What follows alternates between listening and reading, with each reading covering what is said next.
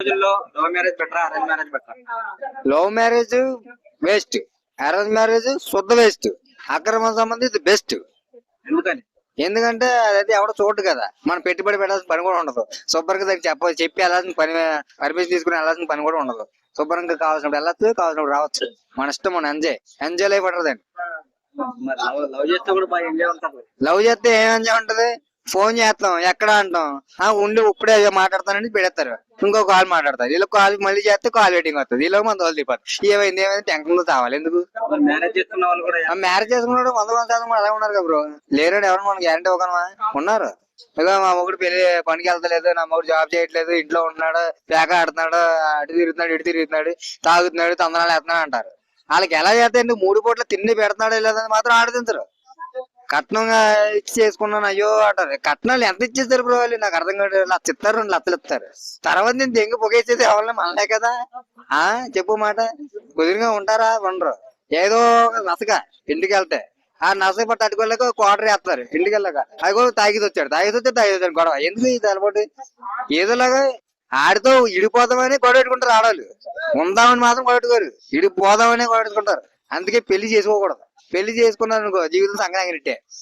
వెళ్ళి తెలిసి ఉండి బావిలో దూకినట్టే, లేకపోతే గోదావరిలో దూకినట్టే పెళ్లి చేసుకుంటే. పెళ్లి చేసుకోవద్దు దయచేసి. పెళ్లి చేసుకోకుండా ఎలా జీవితాంతం ఇలాగే ఉండాలి? పెళ్లి చేసుకోకుండా జీవితాంతం దొరికిన అమ్మాయిని నీట్ గా లవ్ అని పేరుతో మోసం చేసే అబ్బాయిలు ఉంటారు సార్, అలాంటి వాళ్ళు ఈ రోజుల్లో కరెక్ట్. సో నేను కూడా అదే ఫాలో అయిపోతున్నాను.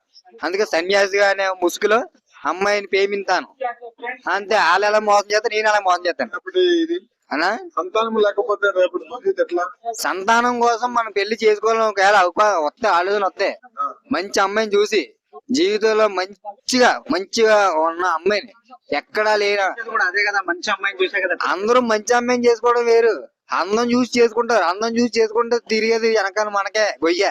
అందం చూసి చేసుకోకూడదు బ్రో. అందం కాదు మంచి మనసు ఉండదు. అట్లా అన్నా మనిషి ఎలా చూడాలి? మనం లేట్ గా ఇంటికి వెళ్ళినా మన కోసం ఎదురు చూసేలా ఉండాలి. అలాంటి అమ్మాయి కావాలి. అలాంటి అమ్మాయి కోసం నేను వెతుకుతున్నాను. అలాంటి అమ్మాయి దొరికేదాకా నేను పెళ్లి చేసుకోను, సన్యాసిగానే ఉండిపోతా. అప్పుడు దాకా నేను మరి నువ్వు పెళ్లి చేసుకుంటావో చేసుకోవు? పెళ్లి చేసుకుంటాం బ్రో. ఎలాగంటే ఇంటికి వెళ్ళగానే గ్లాస్ లో మందేసి మన కోసం ఆమ్లెట్ వేసి తీసుకొచ్చి అమ్మాయి కోసం వెతుకుతున్నారు. మనం ఏం చేసినా మాట్లాడకూడదు, ఏమన్నా సరే అసలు మాట్లాడకూడదు. ఇంట్లో ఇంకా భర్తే జీవితం, భర్తే సర్వస్వం అనుకునే అమ్మాయి కోసం చూస్తున్నాను నేను. అలాంటి అమ్మాయి కావాలి నాకు. ఈ రోజులు అలాంటి అమ్మాయి దొరకదు, కానీ దొరికితే అది నా లక్. 100% ఇంతకు ముందు రాజుకి 2 పిల్లలు ఉండేవారు, ఇప్పుడు రాణిలకి 4 మొగుళ్ళు ఉంటున్నారు. చూసావా కలికాలం ఎలా మారిందో? అది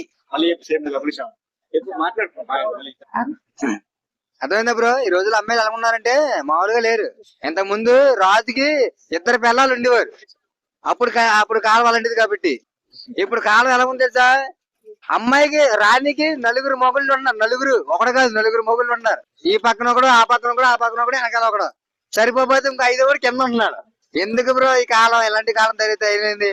బెమ్మం గారు చెప్పారంటే ఏదో అనుకున్నాను, ఇంత మరీ విచిత్రంగా ఉంటదని అసలు ఎక్స్పెక్ట్ చేయలేదు.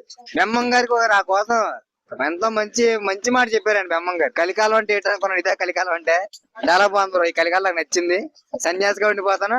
అమ్మాయి దొరికిన అమ్మాయిని ఇంకా వాయించుకోవడం, అది మన మొగలికి దేవుడు రాసిచ్చాడు.